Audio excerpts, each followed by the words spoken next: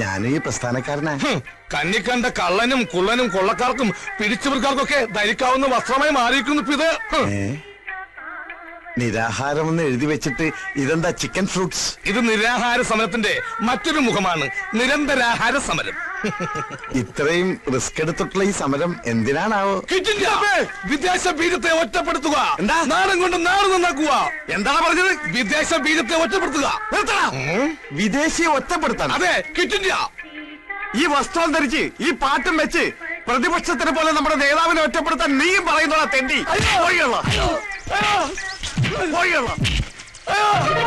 അയ്യോ, ഞാൻ അത്രയും ഓർത്തില്ല. നീ മിണ്ടരുത്. ഇനി മേലിൽ ഈ വസ്ത്രമായിട്ട് എന്റെ മുമ്പിൽ വന്നാൽ നിന്നെ ഞാൻ ബോംബിട്ടു.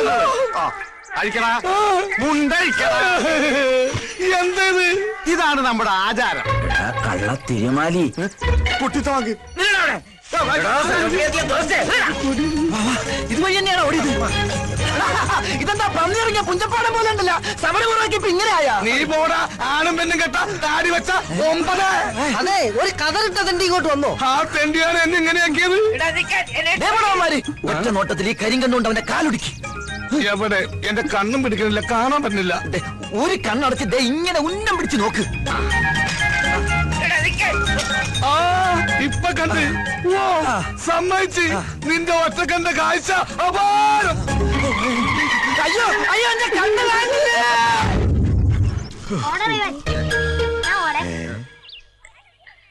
എനിക്ക് വേണ്ടി ഞാൻ ബാറ്റ് ചെയ്യാം. കളിച്ച്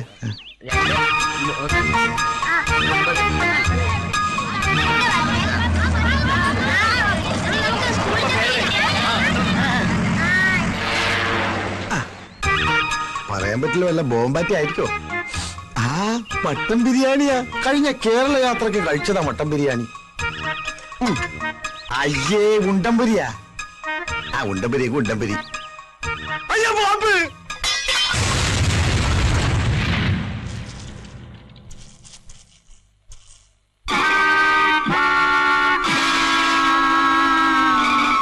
സുശീലന്റെ കാര്യം കഷ്ടാ.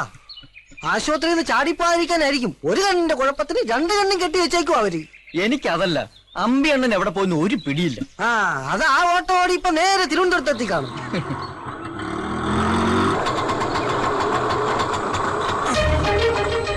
ആശുപത്രി കിടന്ന ആള് ദേ വരുന്നു. ദൈവമേ, ഇവിടെ പവർ കട്ടാ. കണ്ണ് 2 മൂടി കെട്ടിട്ട പവർ കെട്ടുന്നു. ഓ, അത് ഞാൻ മറന്നു. വാ ഇറങ്ങാശാനെ. ഡ്രൈവറാ? അപ്പൊ ആശാനാണ് ഇത്ര നേരം വണ്ടി ഓടിച്ചത്. എന്റെ ആയുസിന്റെ ഒരു ബലേ.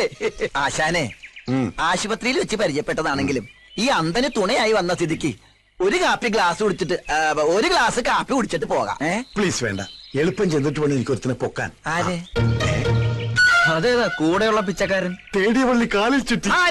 നിന്റെ കാലല്ല, നിന്റെ അപ്പന്റെ കാലിൽ. വാ. ഇത്ര പെട്ടെന്ന് ഡിസ്ചാർജ് ചെയ്തോ? ഡിസ്ചാർജ് ചെയ്തല്ല, ഇറങ്ങി ഓടിയതാ. ഞങ്ങൾ രണ്ടുപേരുടെയും പേരിൽ കേസാക്കുന്നു. അപ്പൊ പിച്ചക്കാരനല്ല, രോഗിയാ. ജന്മനാ ഇത് തന്നെ ആ രൂപം. ജനിച്ചപ്പോ ചെറുതായിരുന്നു. എവിടെയാ വീട്? തിരുവനന്തപുരത്ത്. തിരുവനന്തപുരത്തോ? എന്താ പേര്? അമ്പുജാക്ഷൻ. വേണ്ടപ്പെട്ട ഒരു അമ്പിയെന്ന് വിളിക്കും. അമ്പി അണ്ണനാ? അമ്പടാ. നീ ഒരുത്തരാണ് എന്നെ ഈ കോലത്തിലാക്കിയത്. അപ്പൊ മിത്രമായി വന്നത് ശത്രു ആയിരുന്ന? ഇപ്പൊ തന്നെ തിരുവനന്തപുരത്തേക്ക് ഉറപ്പെടണം. അമ്പി അണ്ണ, എനിക്കിവിടെ ഒരു കുഴപ്പമില്ല. അതൊന്നും എനിക്കറിയില്ല. നിന്നെ കൈയോടെ കൊണ്ടുവരാൻ ചേച്ചിയമ്മ പറഞ്ഞിരിക്കാണ്. വാ, എടുക്ക്, പെട്ടി എടുക്കടാ. രത്നമ്മയല്ലേ വന്നത്? അതെങ്ങനെ മനസ്സിലായി? നല്ല പുളിച്ച മോരിന്റെ മണം. ആരാകത്തേക്ക് പോയത്? അമ്പിയണ്ണൻ. ആളാരാന്നറിയോ? ഇല്ല. അമ്പി അണ്ണ, ഞാൻ പറയുന്നത് കേക്കും.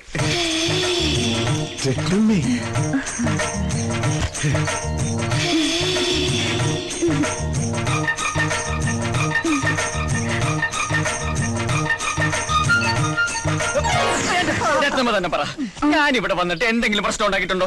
ഇല്ലല്ലോ. ഇല്ല. ആരോടെങ്കിലും വഴക്കുണ്ടാക്കിയിട്ടുണ്ടോ? എന്നിട്ട് എന്നെ പിടിച്ചോണ്ടോ വന്നിരിക്കുവോ? ഈശ്വര, നേരോ? ഇല്ല, ഞാൻ വിടത്തില്ല. എന്താ ഈ രത്നമ്മ പറഞ്ഞ കേൾക്കില്ലേ? സ്നേഹം എനിക്കൊരു വീക്ക്നെസ്സാ.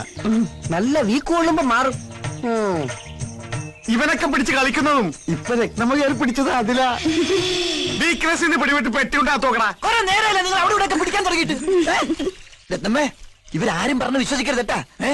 എപ്പോഴാ നമ്മള് ഇത് പേഴ്സണലായിട്ട് കാണുന്നത്?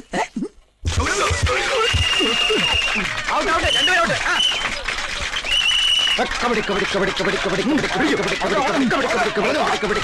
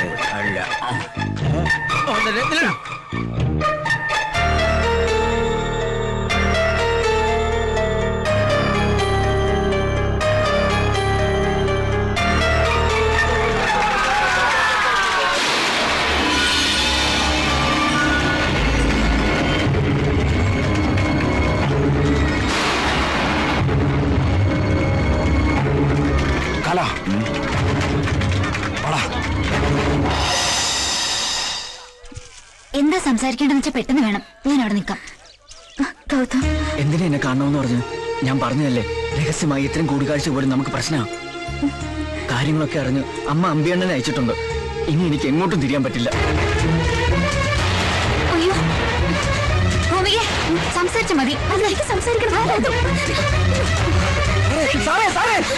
എന്താ ഒന്നും പറയണ്ട, ഞങ്ങൾക്ക് എല്ലാം മനസ്സിലായി. അവരുടെ കണ്ണിപ്പിടൽ ഓടി രക്ഷപ്പെടാം.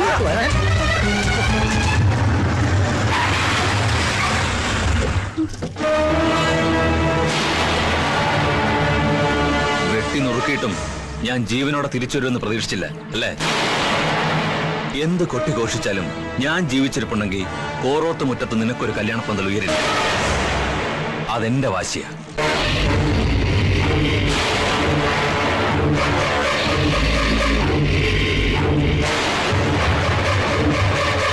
ഇവനാണ് ആ ഡോക്ടർ.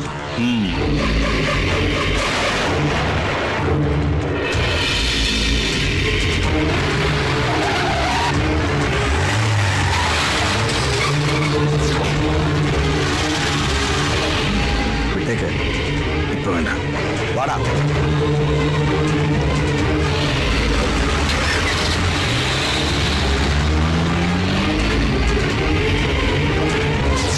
അപ്പൊ ഇതായിരുന്നു നിന്റെ ട്രാൻസ്ഫറിന്റെ രഹസ്യം. അമ്മയും മകനും ചേർന്ന് അത് എന്നിൽ നിന്ന് ഒളിപ്പിക്കുമായിരുന്നല്ലേ? രണ്ടും സിംഹത്തിന്റെ മടയിൽ കിടന്ന് മണ്ണപ്പം ചുട്ട് കളിക്കല്ലേ? സ്നേഹം ഉള്ളതുകൊണ്ട് പറയുക, ഇതൊരു തീക്കളിയാ. സാർ എത്രയും പെട്ടെന്ന് ഈ നാട് വിട്ട് പോകുന്നതാ നല്ലത്. ഞാൻ കൈവടിഞ്ഞാൽ ആ നിമിഷം അവൾ സ്വയം ജീവനൊടുക്കും. പക്ഷെ ആരോടാ നിങ്ങൾ ഈ കളിക്കുന്നതെന്നറിയോ? ജീവനോടെ ഉണ്ടെങ്കിൽ ഒരുമിച്ച്, മരണമാണെങ്കിൽ അതും. അത്രയും ഞങ്ങൾക്കറിയൂ.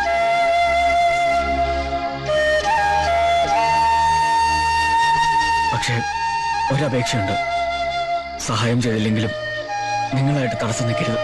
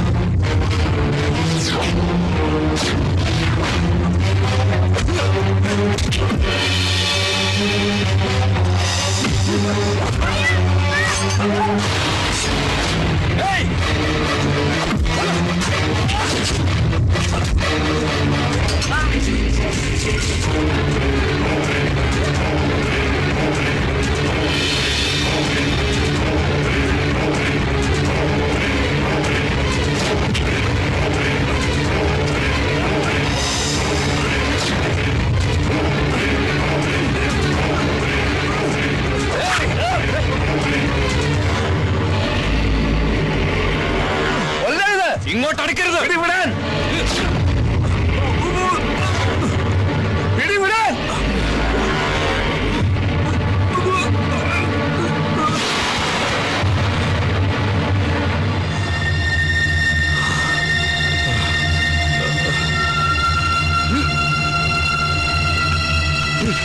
നീ ഇങ്ങെത്തിയല്ലേ? കീഴടങ്ങുന്ന നല്ലത്. ഞാനാ പറയുന്നത് കീഴടങ്ങാൻ. നിന്നെ പിടികൂടി നിയമം നടപ്പിലാക്കിയാലേ അനന്തം പോലീസിന് കുപ്പായം അഴിക്കാൻ പറ്റൂ. മര്യാദയ്ക്ക് കീഴടങ്ങുന്ന നല്ലത്. അവിടെ നിൽക്കാൻ. നിന്റെ അച്ഛനാ പറയുന്നത്. ഓടരുത്.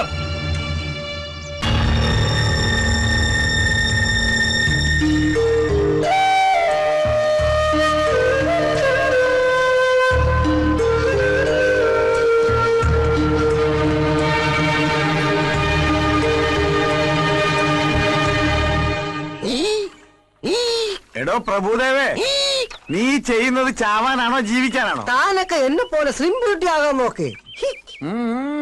ഇതെങ്ങനെ സംഘടിപ്പിച്ചു? എന്തോന്ന്? അമ്പലം ചെറുതാണെങ്കിലും പ്രതിഷ്ഠ അപാരം. വൃത്തികെട്ടവൻ. കുറുക്കന്റെ കണ്ണ് അല്ലെങ്കിൽ എപ്പോഴും കോഴിക്കൂട്ടില്ല. അങ്ങനെ ഇപ്പൊ താനൊന്ന് സൂഹിക്കണ്ട. അത് കൊള്ളാം. ചേട്ടാ എന്താ കാണാൻ വന്നതാ. അപ്പൊ നീയും കണ്ടോ? കണ്ടു. ഇരിക്കുന്നു. ഒരു കാര്യം ഞാൻ പറഞ്ഞേക്കാം. വെടിമരുന്ന് കുത്തി നിറച്ച 4 അമിട്ടുകുറ്റികളാ ഇവിടെ ഉള്ളത്. തീ വേണമെന്നില്ല, വെള്ളം ഒഴിച്ചാലും മതി പൊട്ടിത്തെറിക്കാൻ. പിന്നെ DNA ടെസ്റ്റ് എന്ന് പറഞ്ഞ് ഇവിടെ കൊടി പിടിക്കാൻ വരരുത്, പറഞ്ഞേക്കാം. നിക്ക് ചേട്ടാ, ഞാനൊന്ന് പറയട്ടെ. ഞാൻ പറയുന്ന കേൾക്കാവോ? കേൾക്കാം. കേൾക്കാവോന്ന്? കേൾക്കാം. എന്നോട് ഇഷ്ടമുണ്ടെങ്കിൽ കാവിലെ തെയ്യത്തിനെന്ന് രാത്രി വീട്ടിൽ വരണം. അത്താഴം ഒരുക്കി ഞാൻ കാത്തിരിക്കും. വരുമ്പോഴേ വളയും ചാന്തും ഒക്കെ കൊണ്ടുവരണം. മറക്കരുത് കേട്ടോ. വരാം. തെയ്യത്തിനന്ന് രാത്രി മറക്കാതെ വരാം. വളയും ചാന്തും ഞാൻ മറക്കാതെ കൊണ്ടുവരാം.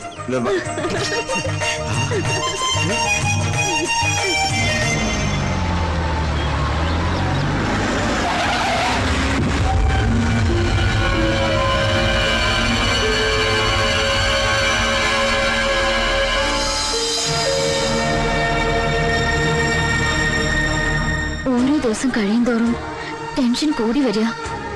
അന്നത്തെ സംഭവത്തിന് ശേഷം ആയിഷയുടെ വീട്ടിൽ പോകുന്നത് പോലും വിലക്കിയിരിക്കാം. ഇപ്പൊ ഹരീന്ദ്രന്റെ മട്ടുംഭാവൊക്കെ മാറി. നേരിൽ കാണുന്നത് തന്നെ എനിക്ക് പേടിയാ. ഒരാഴ്ചയുള്ളൂ രക്തസാക്ഷി ദിനത്തിന്. അതിനു മുൻപ് എന്നെ രക്ഷിക്കൂ. കൊണ്ടുപോകും, ഞാൻ ജീവനോടെ ഉണ്ടെങ്കിൽ.